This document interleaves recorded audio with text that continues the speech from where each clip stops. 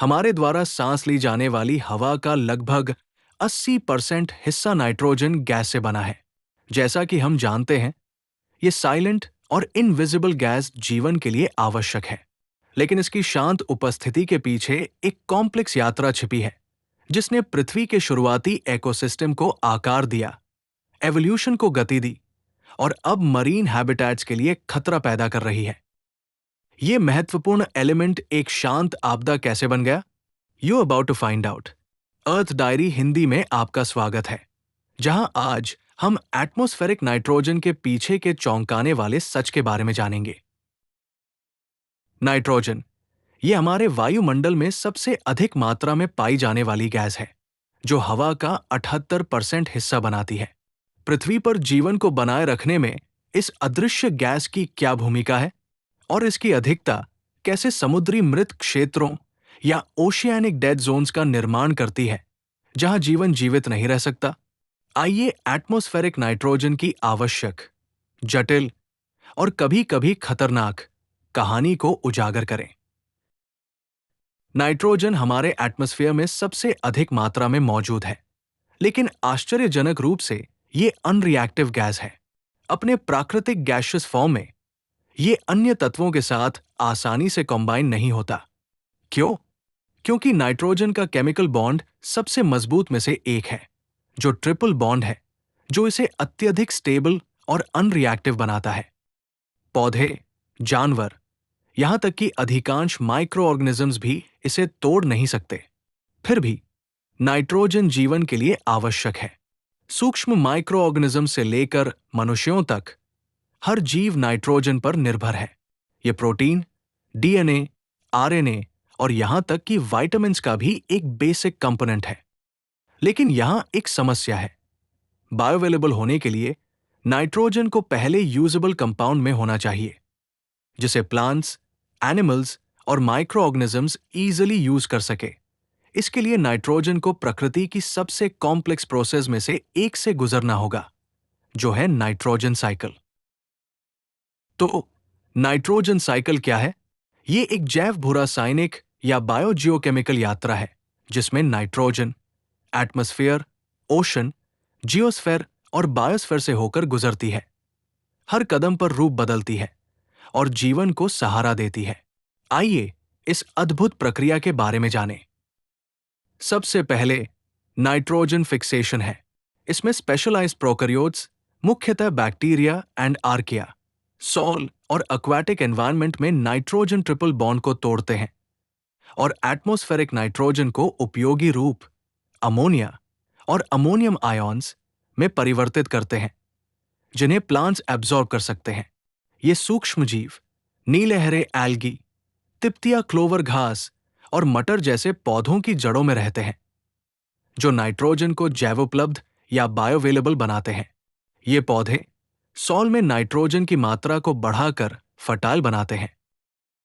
इसके बाद नाइट्रिफिकेशन की प्रक्रिया होती है, जो एक 2 स्टेप प्रोसेस है। सबसे पहले नाइट्रोसोमोनास जैसे जीवाणु अमोनियम को नाइट्राइट में परिवर्तित करते हैं। फिर नाइट्रोबैक्टर जैसे अन्य जीवाणु नाइट्राइट को नाइट्रेट में परिवर्तित करते हैं। ये नाइट्रेट सभी प्लांट्स आसानी से एब्जॉर्ब कर सकते हैं और प्रोटीन, अमीनो एसिड्स और डीएनए जैसे महत्वपूर्ण कंपाउंड्स के निर्माण में उपयोग होते हैं। जैसे जैसे पौधे और जानवर मरते हैं या मल त्यागते हैं, उनके युक्त ऑर्गेनिक मटेरियल्स को डीकंपोजर बैक्टीरिया अमोनिया में परिवर्तित करता है, जो मिट्टी में फिर से अमोनियम बन जाता है, जिससे साइकिल फिर से शुरू होता है। इस प्रक्रिया को एमोनिफिकेशन कहते हैं। लेकिन यह साइकिल तब तक पूरा नहीं होता जब तक नाइट्रोजन एटमॉस्फेयर में वापस नहीं जाती।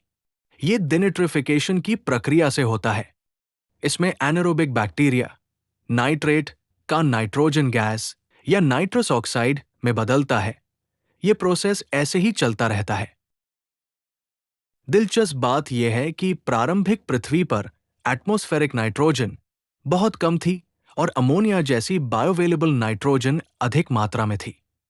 युवा सूरज की यूवी रेस ने अमोनिया को नाइट्रोजन और हाइड्रोजन में परिवर्तित किया। हाइड्रोजन गैस हल्का होने के कारण अंतरिक्ष में चला गया और नाइट्रोजन पृथ्वी के वायुमंडल का प्रमुख कंपोनेंट बन गया।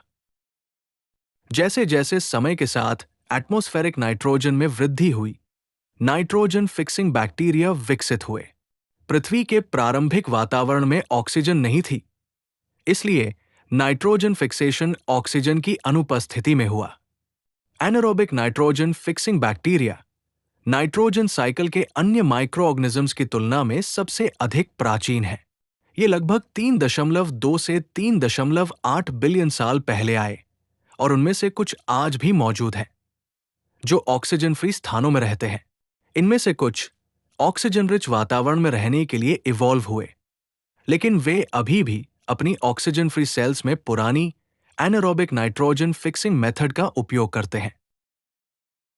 बाद में जैसे जैसे एटमॉस्फेयर में ऑक्सीजन का लेवल बढ़ा और मिट्टी में नाइट्रेट की मात्रा बढ़ी और लगभग 2.5 बिलियन साल पहले नए प्रकार के जीवाणुओं का जन्म हुआ। इन जीवों ने नाइट्रेट्स को अमोनिया में परिवर्तित करना सीखा। डीनाइट्रिफाइंग बैक्टीरिया काफी देर से आए, जब वायुमंडल में अतिरिक्त ऑक्सीजन जमा होने लगी और इससे मॉडर्न नाइट्रोजन साइकिल कंप्लीट हुआ, जिसे हम आज जानते हैं। इस प्रकार प्रारंभिक पृथ्वी का सिंपल नाइट्रोजन साइकिल आज के कॉम्प्लेक्स बायोजियोकेमिकल प्रोसेस में विकसित हुआ है। लेकिन इंसानों ने इस साइकिल में एक नया मोड़ ला दिया है। 20वीं सदी की शुरुआत में वैज्ञानिकों ने नाइट्रोजन फिक्सेशन के लिए इंडस्ट्रियल प्रोसेस की मदद से केमिकल फर्टिलाइजर का निर्माण किया। हम एटमॉस्फेरिक नाइट्रोजन को औद्योगिक रूप से स्थिर करते हैं, नाइट्रोजन को अमोनिया में परिवर्तित करके बड़े पैमाने पर सिंथेटिक फर्टिलाइजर्स बनाते हैं। आज industrial nitrogen fixation natural method से टक्कर ले रहा है, जो जीव मंडल में जोड़े गए सभी नाइट्रोजन का लगभग 60% है। इसने कृषि में क्रांति ला दी, लेकिन इसकी एक कीमत चुकानी पड़ी। अब हम इकोसिस्टम की क्षमता से कहीं अधिक रिएक्टिव नाइट्रोजन का उत्पादन कर रहे हैं। ये अतिरिक्त नाइट्रोजन स्थिर नहीं रहती और नदियों और तटीय जल में बहकर यूट्रोफिकेशन की समस्या को बढ़ावा देती है। अतिरिक्त नाइट्रोजन और फास्फोरस बड़े पैमाने पर एल्गी ब्लूम को बढ़ावा देते हैं। ये एल्गी मरने के बाद डीकंपोज होते हैं और भारी मात्रा में ऑक्सीजन का उपभोग करते हैं, जिससे हाइपोक्सिक या एनॉक्सिक स्थिति पैदा होती है, जो समुद्री मृत क्षेत्र या ओशन डेड जोन्स का निर्माण करती है। इन ऑक्सीजन रहित डेड जोन्स में अधिकांश समुद्री जीव जीवित नहीं रह पाते। मछलियां और अन्य समुद्री जीव या तो भाग जाते हैं या मर जाते हैं। पूरी फूड चेन्स ध्वस्त हो जाती है। इन एल्गी ब्लूम्स में से कुछ मनुष्यों और जानवरों के लिए हानिकारक टॉक्सिन्स उत्पन्न करते हैं, जो पीने के पानी और समुद्री भोजन को दूषित करते हैं। विश्व स्तर पर 400 से ज्यादा मृत क्षेत्रों की पहचान की जा चुकी है। दुनिया का सबसे बड़ा मृत क्षेत्र अरब सागर में स्थित है, जो लगभग 63,700 वर्ग मील में फैली गल्फ ऑफ ओमान को कवर करता है। दूसरा सबसे बड़ा मृत क्षेत्र संयुक्त राज्य अमेरिका में गल्फ ऑफ मेक्सिको में स्थित है, जिसका औसत आकार लगभग 6,000 वर्ग मील है। कुछ मृत क्षेत्र जैसे चेसपीक बे, बाल्टिक सी, चीन और जापान के कई तटीय डेड जोन्स मानव निर्मित है। अन्य जैसे ब्लैक सी के गहरे पानी में प्राकृतिक रूप से उत्पन्न होते हैं। उत्पत्ति चाहे जो भी हो, प्रभाव एक ही है: बायोडायवर्सिटी का नुकसान, इकोसिस्टम का पतन और फिशरीज तथा कोस्टल कम्युनिटीज को आर्थिक क्षति। अच्छी खबर यह है कि डेड जोन्स रिकवर हो सकते हैं। नॉर्थ सी, राइन रिवर, हडसन रिवर और ब्लैक सी जैसे मृत क्षेत्रों में सीवेज और इंडस्ट्रियल एमिशंस के ट्रीटमेंट और जिम्मेदार फार्मिंग प्रैक्टिसेस से सुधार आया है, लेकिन इसके लिए अवेयरनेस, साइंटिफिक रिसर्च और ग्लोबल कोऑपरेशन की आवश्यकता है। नाइट्रोजन जीवन के लिए जरूरी है, पर इसकी अति खतरनाक भी है। ये जीवनदाता, साइलेंट रिसाइक्लर है, पर एक दोधारी तलवार भी है। इसका बुद्धिमानी से प्रबंधन पृथ्वी पर जीवन के नाजुक संतुलन की रक्षा करता है। नाइट्रोजन का प्रबंधन सिर्फ कृषि संबंधी समस्या नहीं है, ये एनवायरमेंटल, इकोसिस्टम और यहां तक कि जन स्वास्थ्य संबंधी चिंता का विषय भी है। तो अगली बार जब आप नाइट्रोजन के बारे में सोचें, तो याद रखें, यह हवा में इनविजिबल और निष्क्रिय हो सकता है, लेकिन इसकी कहानी निष्क्रिय नहीं है। अगर आपने कुछ नया सीखा है, तो लाइक, सब्सक्राइब और शेयर जरूर करें और हमें कमेंट में बताएं, हम अपने ग्रह को नाइट्रोजन के अत्यधिक उपयोग के परिणामों से कैसे बेहतर ढंग से बचा सकते हैं। Thanks for watching, stay curious and keep learning.